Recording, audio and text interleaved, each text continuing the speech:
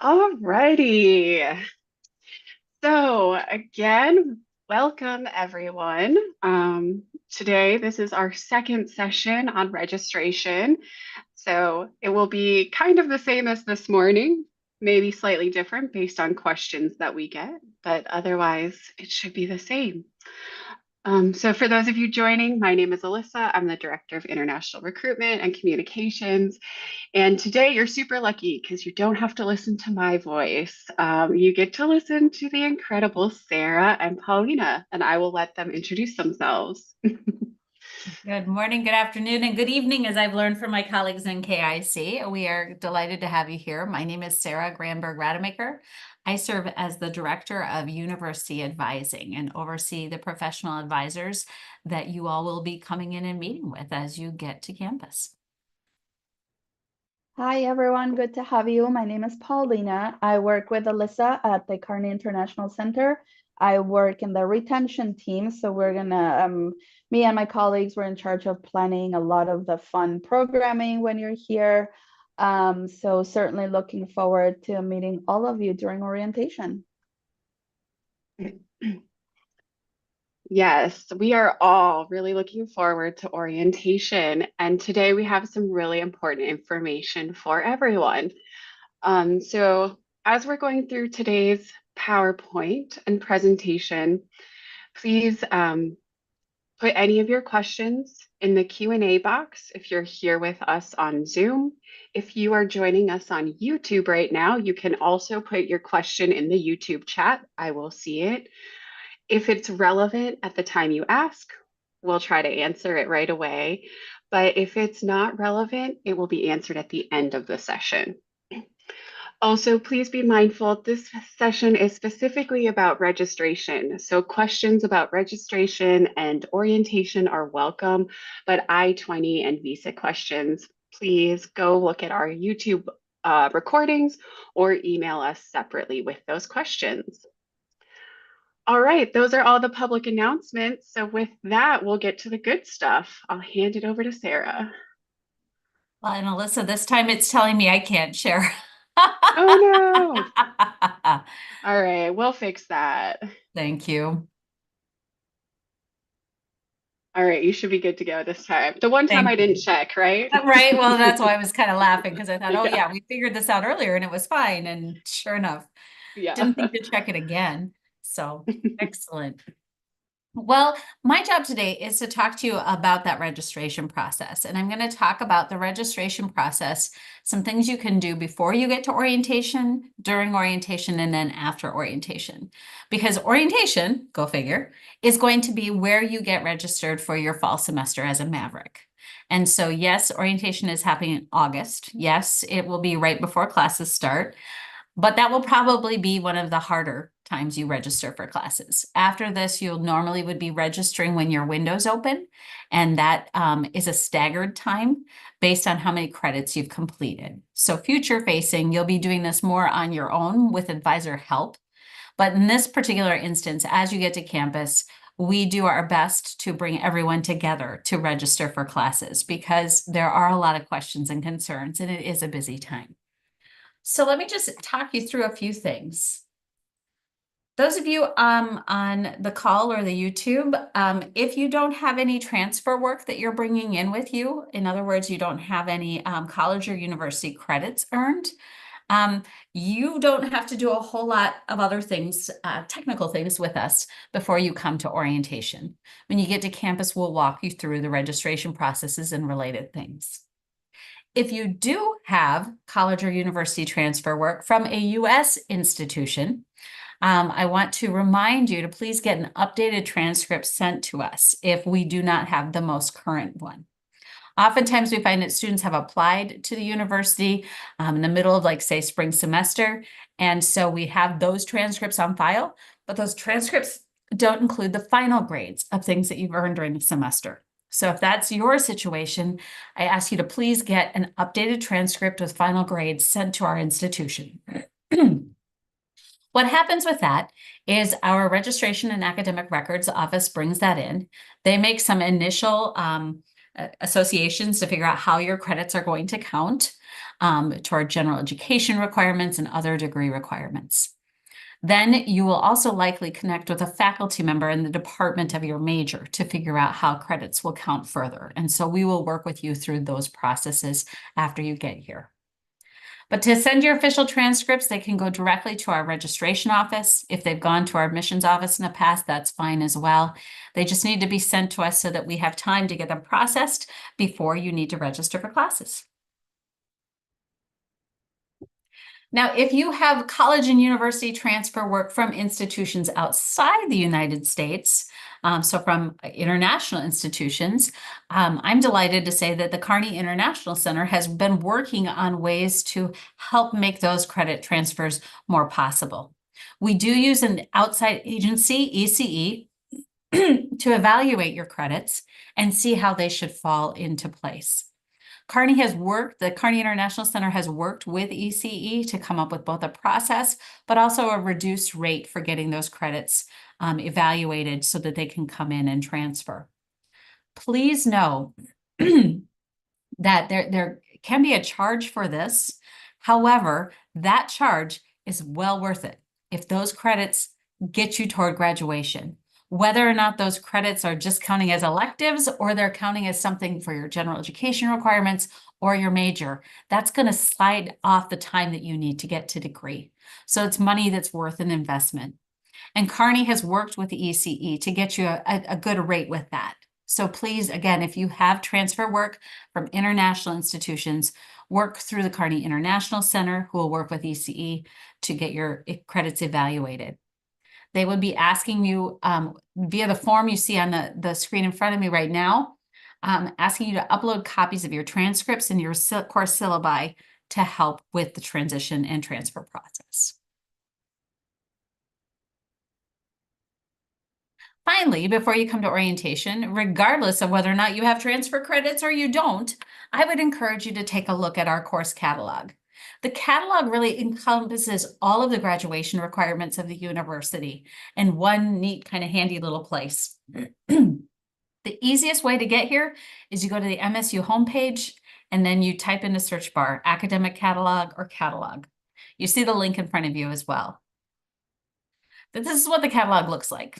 It's really not very descriptive. It has a bunch of information about policies, overall graduation requirements, and then it has an alphabetical list based on the names of programs, be they majors, minors, certificates, and so forth. So you can click on those to get to where you need to go. So for example, if we looked at the C's, we get all the majors that start with C's. And computer information technology is an example of a major that a lot of our international students have come in to get. What you see when you go there is a brief summary of the degree program, including how many credits are in the major and how many credits overall are needed for the degree. You also see the program requirements. You can see this program has specific general education courses required. General education is really a hallmark of the U.S. education system. It's meant to add a lot of breadth to your degree and expose you to subjects beyond the area you want to focus. And so it's going to give you some good skills, some good information that's going to help you move through your degree program here. But it goes through all of the different requirements. Required general education, you'll see things like major required courses, major elective courses, and so forth. So I'd say take a look at this stuff before you get here.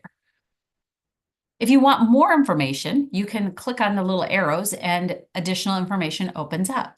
Specifically, it tells us the course abbreviation, the course title, how many credits the course is worth. And generally speaking, to be full-time students, you need to be taking 12 to 18 credits, generally probably about the neighborhood of 4 to 6 classes a semester.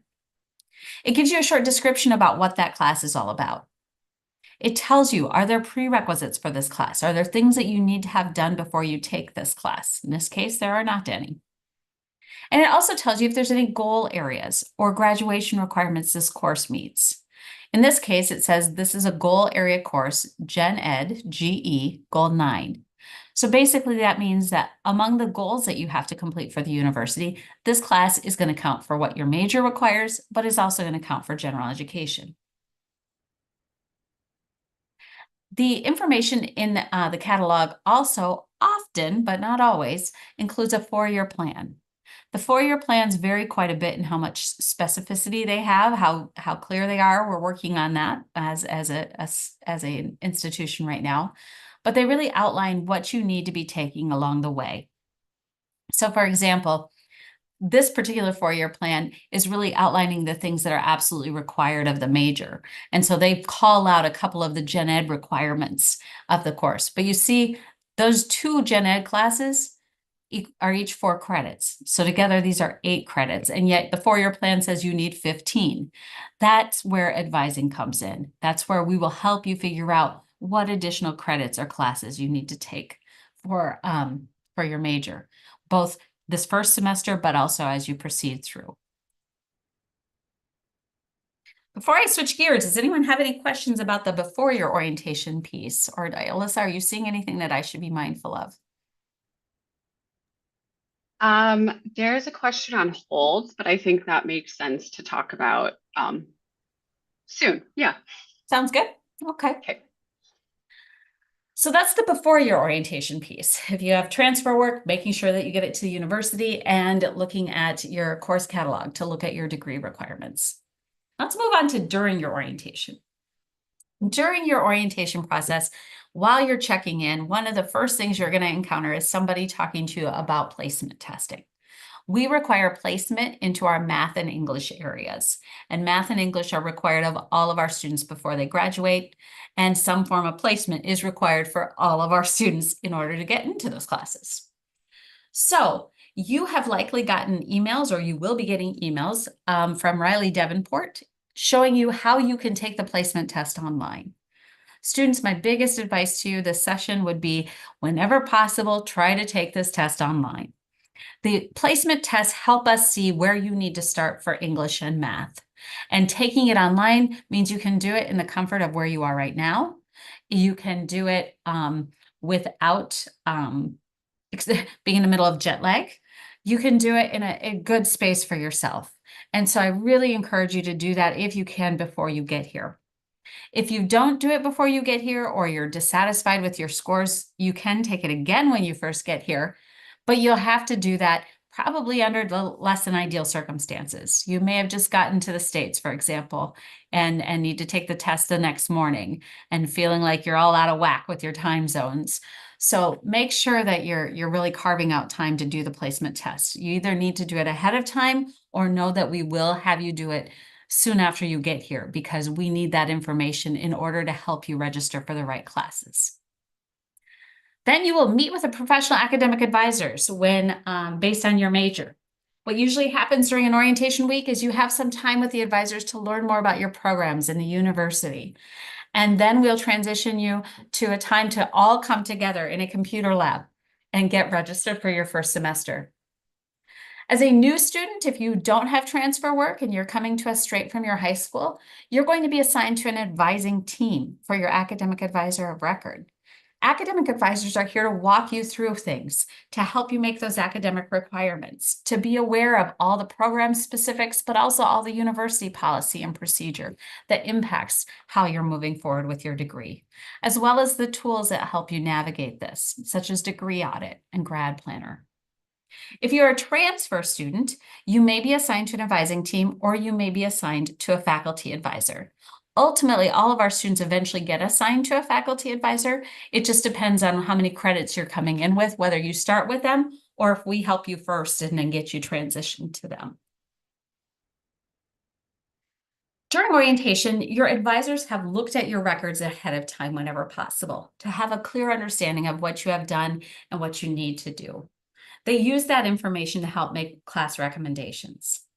There will be times that advisors will recommend specific classes. Please take those recommendations seriously. They are recommending specific classes because there are specific things you need to do to be on track to earn your degree. Sometimes advisors will give you a few options of things to consider. Maybe they'll give you a short list of classes to look at, to think about what you'd take in a goal area that your major doesn't care about, what you need to do in order to graduate. In which case, they'll give you some time and space to figure out what's best for you. One of the things we strongly encourage you to do is make sure you're listening to those advisors. They are here to help you meet those goals of getting that graduation. And as much as your friends or other loved ones may think they're helping you out, they don't have the background, the depth, and experience that your academic advisor will. They don't know what you need to take in order to graduate. And they may know some classes that were great for them, maybe came easy to them, but just because something comes easy to one person doesn't mean it's always easy for another. So I strongly encourage you to please talk to your academic advisors and listen to the information that they give you. They really have your best interest in mind. And then after orientation, you get to keep using those academic advisor. The picture in front of your screen right now is of our overall university advising team. This is the team of folks who are here working on your behalf. You will be assigned to a specific team depending on what major that you are assigned to. And you can see anybody in that team. If it's important to you to always see the same person, that's fine. You can always ask for that same person when you want to schedule your advising appointments. If it's important to you that you get to see somebody tomorrow at 9 o'clock because that's when it works for you and you need to get a question answered, you can go ahead and schedule with somebody tomorrow at 9 o'clock and maybe not worry about who it is, just as long as it's a member of your team. We do have shared notes on students. We do have shared information so that we can make sure that we're taking care of you wherever you show up for academic advising. We like to say, when in doubt, seek your advising team out. These are the folks who, like I said, know that your program's inside out. They know the university processes really well. They're the folks who are here to walk alongside you on this journey. And so it really behooves you to start making relationships with them early on and stay connected to them throughout your experience. Eventually, like I said, you'll be assigned to a faculty advisor, but the advising center in the college of your major will still be there and will still be a resource for you as you continue your education. That's all I formally have, though I'm sure there are things that I haven't spoken to that may be coming up in questions, or Paulina or Alyssa want to add, so feel free to jump in. Yeah, we do have a couple of questions, so I'll start with those. And maybe Paulina, you could talk about the holds, because the first question is on I have some registration holds and I'm not sure what to do to remove them. So how do I deal with them and register for my courses? Yes, that is a good question. And all of those holds will be removed for you once you come to MSU and you complete your orientation. So once you do that, you arrive, complete orientation, you pay for your health insurance, then we will be able to remove those holds, and then you will meet with Sarah's team so they can help you select what courses you should register for. Yeah, so those holds really, you can't, I mean, you can make the insurance payment now and the insurance hold would be removed, but that international orientation hold, can't remove that till you're here in person. All right. Okay, so Isabella says, I sent my SAT score to the office on June 5th to see if I needed to take the placement test, but still haven't heard back. When am I supposed to hear back? So I can if anyone has sent SAT scores over to the testing center and haven't heard anything, you could send them. And Sarah, please let me know if you have a better answer, because you could always send testingcenter@mnsu.edu a follow-up email and just say, I want to confirm that you got my scores. And likely they'll get back to you at their earliest convenience. I think, this month is the first month of our summer. There's been a lot going on, lots of people taking vacation. So maybe the email got missed, or maybe, someone just forgot to let you know after they processed it. So I would reach out. Yep. I think that's a great idea, but Isabella, when you reach out to connect with the testing center, let them know what major you're planning on, because what they do is they look specifically at not only your score to figure out what class you're placed into, they look at what class your major wants you to have. So for example, we have students all the time who place into college algebra and math, but their major requires calculus. And so sometimes it's to their advantage then to take the placement test specifically for math to see if they score higher and can start further along than college algebra. So when you inquire to the testing center, let them know your major too, because if you don't, they'll probably return and ask you that question in response. So. Yeah, I knew you'd have better answers than me, Sarah. No, but I like that answer originally.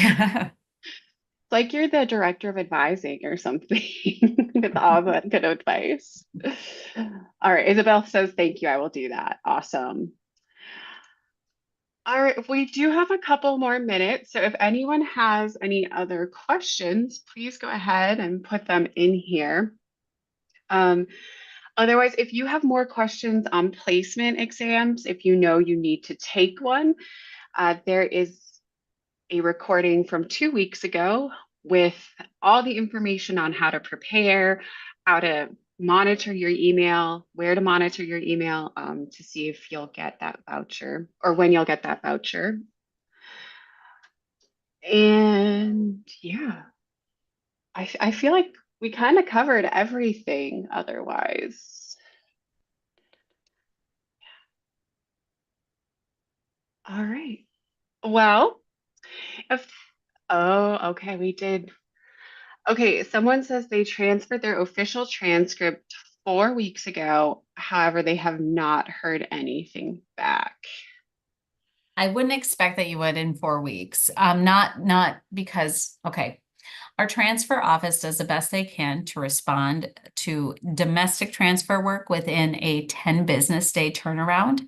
However, as international students, I don't know that we send you a copy of your degree audit right away with that, but you would get a notification in your MavMail account.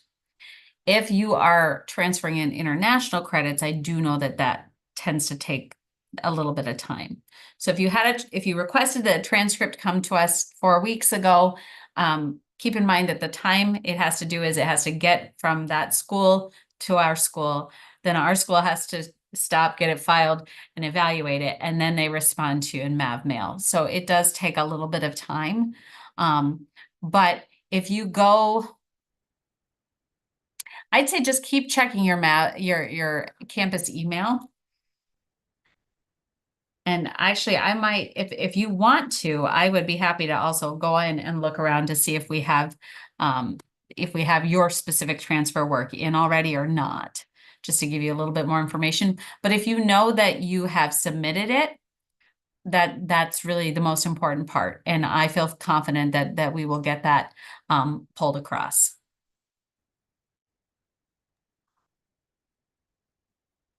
Thank you. Any other questions? It seems like maybe everyone here, it's the afternoon, so they're awake. Maybe this morning people were a little sleepy. All right. Well, great. Thank you so much, Sarah and Paulina. Before we, I spoke too soon. I'm looking at this question at the same time. All right. As an international student planning to move to campus in August, I'm concerned about the timing of my course registration. If I resolve my registration holds later, possibly in August, will this be too late to register for my courses for the fall semester? What are the deadlines I should be aware of? And are there any special considerations for international students arriving close to the start of the semester? Cool. Paulina, Sarah? Good news or the bad news, depending on how you want to look at it, is that all of our new international students will be registering at this time. So you're not alone. And when I said earlier, this can be a little bit of the trickier registration periods. That's because it is so close to the start of semester. But it's just a way for us to ensure that you have all the information you need, all the tools you need, that we're not requiring you to go back and forth and get this taken care of sooner, but instead that we're pulling everyone in shortly before the fall semester starts and getting everyone through an advising and registration experience. And then future facing, I would definitely recommend that you want to make sure that you are taking care of your holds in advance You will get reminders of holds throughout your semester, but we usually start registering for the next semester about a month and a half before this one's over. And so you'll get contacted with information about doing that. We'll be contacted with information about your holds to remind you of the steps you need to take. One of the best things you can do is resolve your bills and your expenses on a timely manner, because that allows us to prevent you from getting things like insurance holds future facing and unpaid balance holds that can be a little bit more problematic if you're trying to get registered in a timely fashion. Also, our orientation begins on Monday, August 19th, and it is mandatory to attend International Student Orientation. So you should plan on being here by August 19th.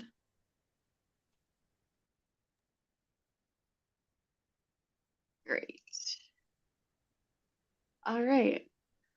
Going once, going twice. All right.